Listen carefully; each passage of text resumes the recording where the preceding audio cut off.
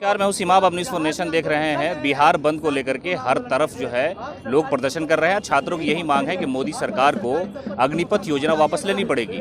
कई जिलों में हिंसक प्रदर्शन की खबरें भी हैं। ट्रेनों में आग लगाई जा रही है और सरकार इस दौरान थोड़ी सी रियायत दे रही है, लेकिन लेफ्ट के जो कार्यकर्ता है वो लगातार इस बात को लेकर के जिद पर अड़ रहे हैं कि हमें डाक बंगला चौराहे तक जाने दिया जाए। और लेफ्ट लगातार बीजेपी और आरएसएस पर हमलावर रहा है। आप देखिए कि यहाँ भी लिखा हुआ है कि भाजपा आरएसएस देश में छात्रों को ठग रही है, उसे बंद कर देना चाहिए।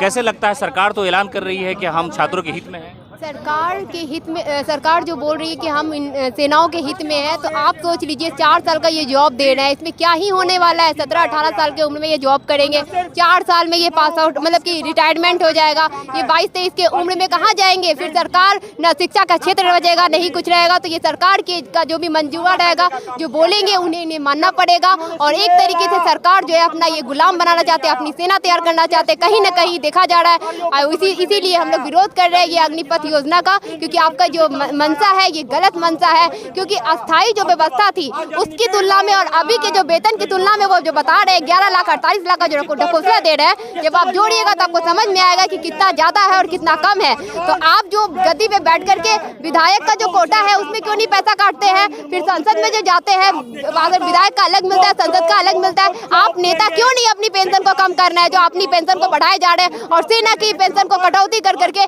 जो देश का बॉर्डर का जो हम लोग की रक्षा करता है उनको आप धोखा और उनको ललकारने का काम कर रहे हैं। इसीलिए आज वो अगर सड़क पे उतरे हैं तो उनको ललकारने का काम ये सरकार कर रही है, ये हिंसा सरकार करवा रही है, न कि हम लोग जैसे लोग कर रहे हैं, उनके समर्थक लोग कर रहे हैं। इसीलिए हम लोग बताने आए कि आप अग्निपथ योजना जो है वो वापस लें, नहीं तो हम लोग इसी तरीके से सड़क पे उतरते रहेंगे और अपना जो आंदोलन है, जो संविधान में हक है हमारे अपने हक अधिकार को बोलना और लड़ना और लेना, तो वो अपने संविधान के हक से हम लोग इसी तरीके से आंदोलन प्रोटेस्ट करते रहेंगे, अपनी मांग को मनवाते रहेंगे। आमतौर से जो प्रदर्शन होता है उसमें लड़कियां शामिल नहीं होती है। आप इतनी धूप में लड़ रही है और उन लोगों के लिए जो सेना में भर्ती होना चाहते हैं, क्योंकि ये हमारी भी रिस्पॉन्सिबिलिटी है कि हम लोग इनके खिलाफ लड़े। कहीं ना कहीं आज ये सेना के बहाली में हम लोगों को भी स्थान दे दिया गया है, लड़कियों को भी, तो उनके लिए हम लड़ रहे हैं। क्योंकि बहुत सारी लड़कियां इच्छुक होती है सेना में भी जाने के लिए, तो हम लोग उनके लिए प्रदर्शन कर रहे हैं। आपको क्या लगता है कि मोदी सरकार बात मानेगी? आप बात नहीं मानेगी तो उन्हें मानना ही होगा और हम लोग इसके लिए हमेशा आगे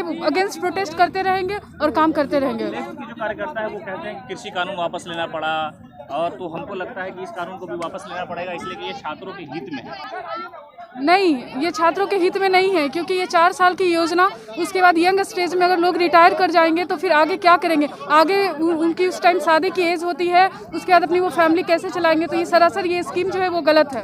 तो आपने सुना कि 2 लड़की डाक बंगला चौराहे पे बैठी है और उसकी ये मांग है कि सरकार जो है इस योजना को वापस ले ले। और लड़कियां जो है वो खास तौर से सरहद की हिफाजत करना चाहती हैं। उन्होंने कहा कि लड़कियां हर क्षेत्र में आना चाहती हैं और ये छात्रों के हित की बात कर रही हैं और सरकार से ये गुहार लगा रही है इस कानून को वापस लेना चाहिए। और ये सरकार इसलिए वापस ले, किस लिए कि जो छात्र है जिनको लिए ये करना चाहती है उनके ही हक में ये योजना नहीं है, इसलिए इसे वापस करके अस्थायी नौकरी जैसे पहले चल रही थी वैसे ही लेना चाहिए। लगातार अपडेट के लिए आप जुड़े रहे हमारे साथ। नमस्कार।